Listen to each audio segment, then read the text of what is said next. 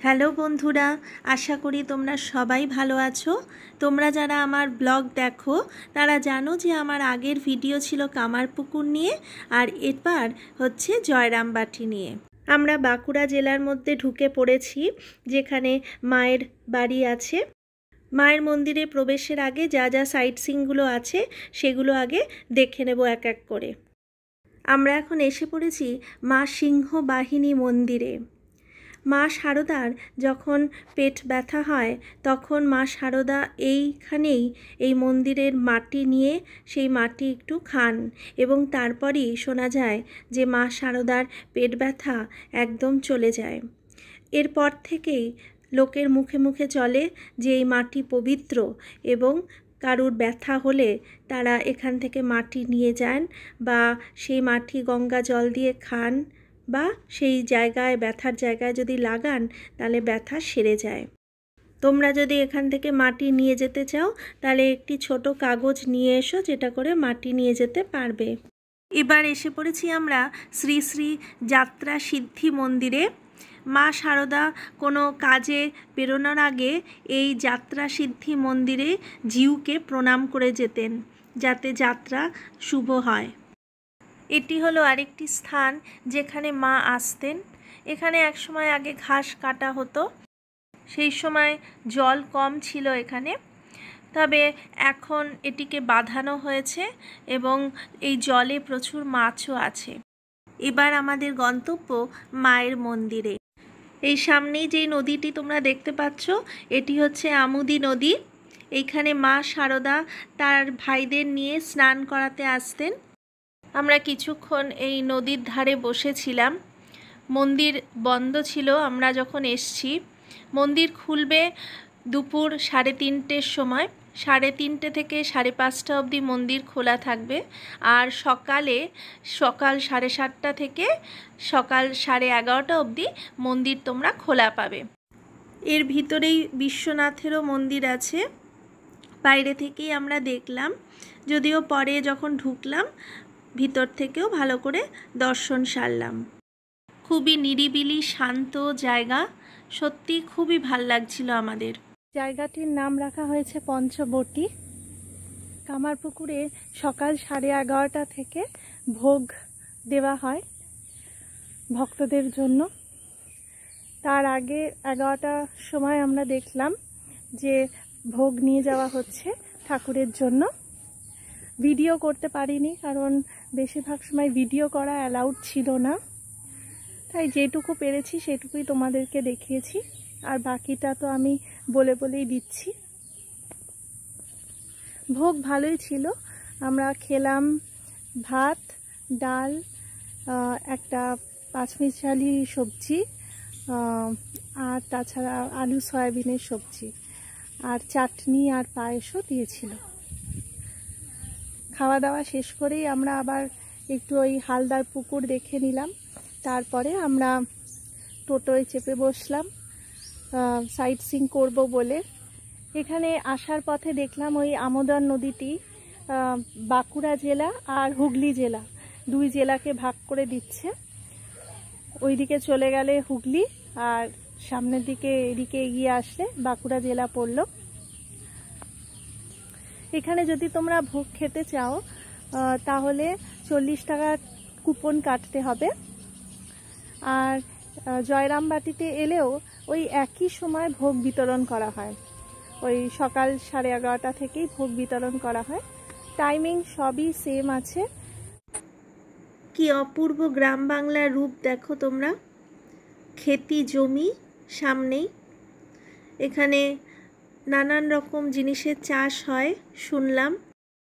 ধান, সর্ষে, এমনকি নানান রকম সবজির চাষ হয়। পটল, ঝিঙে, আলু, বেগুন, সব কিছুরই চাষ হয় এখানে। মনে হচ্ছে বৃষ্টি নামবে, আকাশ মেঘলা হয়ে এসছে। দেখো কেমন কালো মেঘের ঘনঘটা আকাশে। যদিও ঘুরতে এসে বৃষ্টির কবলে না পড়াই ভালো। ঠান্ডা ঠান্ডা হাওয়াও দিচ্ছে। হঠাৎ করে বৃষ্টি নেমে আসলে কোথায় আশ্রয় নেব জানি না, কারণ এখানে পুরো ফাঁকা জায়গা। হাতের কাছে ছাতাও নেই। তবে বাদল দিনে গ্রাম বাংলার ছবি ঠিক যেমন বইতে দেখেছিলাম তেমনই এখানে দেখতে পাচ্ছি। খুব যখন বর্ষা হয় তখন এই আমোদর নদীও ফুলে ফেপে পুরো জায়গা প্লাবিত করে দেয় শুনলাম আমরা। বৃষ্টি শুরু হয়ে গেছে, আমরা একটি গাছের নিচে আশ্রয় নিয়েছি।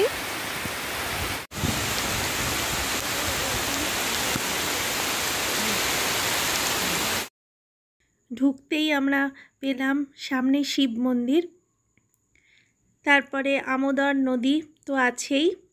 এই হচ্ছে সেই ঘাট যেখানে মা আসতেন তার ভাইদের নিয়ে স্নান করতে। মাঝখানে আমাদের টোটো ড্রাইভার চলে এসেছিল, তাই কিছুটা হলেও এই টোটোতে বসে আশ্রয় নিয়েছি বৃষ্টির থেকে। যদিও এখনও বৃষ্টি পড়ে যাচ্ছে, আমরা একটা ছাতা কোনো রকমে ম্যানেজ করতে পেরেছি এবং ওই ছাতাটা নিয়েই জনে জনে গিয়ে দেখে আসছি। যেহেতু মা শারদা বাগান খুব ভালোবাসতেন, সেই জন্য এরকম সুন্দর করে একটি কানন গড়ে তোলা হয়েছে এবং খুব ভালোভাবে এটিকে মেনটেনও করা হচ্ছে। এখানে একটি গোমুখ পর্বতের আদলে মডেল গড়ে তোলা হয়েছে। বৃষ্টিটা কিছুটা ধরেছে, আগের মতো তুমুলভাবে পড়ছে না, যদিও ঝিরিঝিরি পড়েই চলেছে। আমরা বৃষ্টির উপভোগও করছি এবং বৃষ্টির মধ্যে মায়ের স্থানও ঘুরে নিচ্ছি। চারিদিকে সবুজ, আরও সবুজ হয়ে উঠেছে। দেখো কেমন সুন্দর পদ্ম পাতা। এখানে শ্রী রামকৃষ্ণদেব এবং মা শারদার জীবনী নিয়ে নানান চিত্র রাখা আছে। বর্ষার জল পেয়ে সমস্ত গাছ একেবারে সজীব নবীন হয়ে উঠেছে।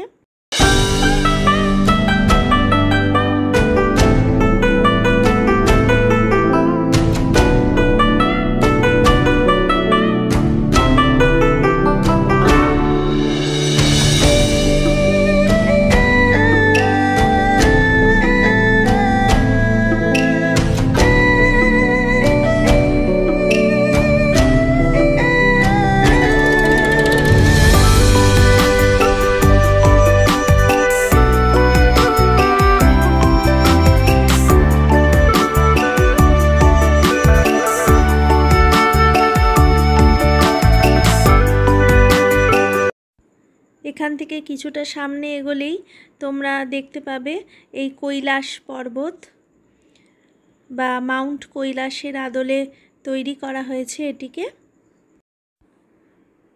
এই সামনেই দেখো পদ্ম বাগান, অনেক পদ্ম ফুল ফুটে আছে। এটি একটি শিব মন্দির। এই জোড়া মন্দির দুটোই হচ্ছে মা শারদামণির মা এবং বাবার সমাধি মন্দির।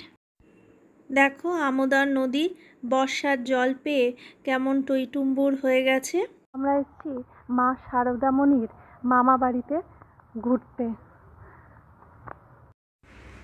এইখানে এই সাদা রঙের স্থাপত্যটির ঠিক পাশেই একটি বেলগাছ আছে এবং কথিত আছে যে এক সন্ধে এই বেলগাছের তলায় মা শ্যামাসুন্দরী দেবী বসেছিলেন এবং যখন তিনি একা ছিলেন সেই সময় একটি ছোট্ট বাচ্চা মেয়ে এসে ওনাকে বলেন যে মা আমি তোমার কাছে এলাম, এবং তারপরে হঠাৎ করে উনি অচৈতন্য অবস্থায় চলে যান। তারপর পাড়া প্রতিবেশীরা ওনাকে নিয়ে বাড়ি পৌঁছে দেন। তারপরে পরেই মা শারদা দেবীর জন্ম হয়। এবার আমরা চলে এসেছি সেই নাট্য মন্দিরে যেখানে শ্রী রামকৃষ্ণদেব এবং মা শারদামণির প্রথম দেখা হয়। এইখানে এসে আমরা দেখলাম একটি শিব মন্দির এখন গড়ে তোলা হয়েছে। এই জায়গাতেই যখন শারদামণি দেবীকে জিজ্ঞেস করা হয় যে তিনি কাকে বিবাহ করতে ইচ্ছুক, তখন উনি শ্রী রামকৃষ্ণদেবের দিকে আঙুল দেখিয়ে বলেছিলেন যে উনি ওনাকেই বিবাহ করবেন। এবার এসে গেছি হৃদের বাড়িতে। হৃদে মানে হৃদয় মুখোপাধ্যায়, শ্রী রামকৃষ্ণদেবের ভাগ্নে। এইটি হচ্ছে সেই আদি বাড়ি যেখানে হৃদে এবং হেমাঙ্গিনী দেবী বসবাস করতেন। স্বয়ং রামকৃষ্ণদেবও এই বাড়িতে হৃদের সাথে খেলা করার জন্য অনেকবার এসেছেন।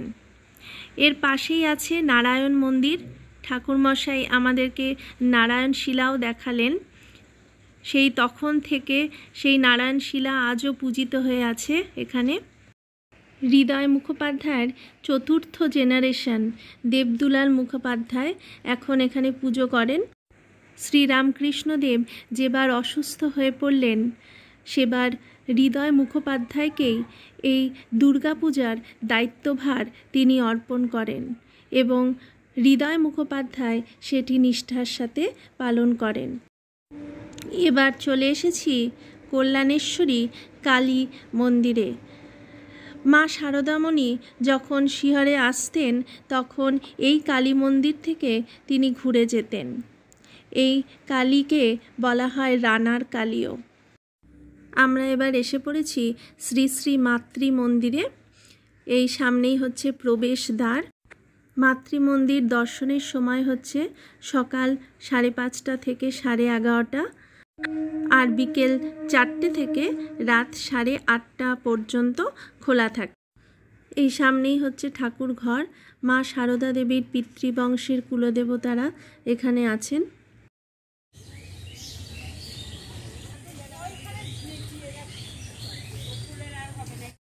ভেতরে ফুলের বাগান আর সরোবর দিয়ে সাজানো আছে।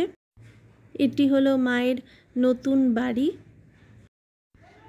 এখানে এসে আমরা দেখলাম সুরবালা দেবীর বাড়ি এবং বৈঠকখানা এবং মা যেখানে রান্না করতেন যে জায়গাটিতে সেই রান্নাঘরটিও। এছাড়াও আমরা দেখলাম মায়ের আদি বাড়ি এবং মায়ের মা শ্যামাসুন্দরী দেবীরও বাড়ি। শ্রী শ্রী মায়ের মন্দির দর্শন শেষ করে আমরা চলে আসলাম আবার রামকৃষ্ণ বিবেকানন্দ মিশনে। এটি হলো নরনারায়ণ মন্দির। এখানে শ্রী রামকৃষ্ণদেব, মা শারদামণি এবং বিবেকানন্দ পূজিত হন।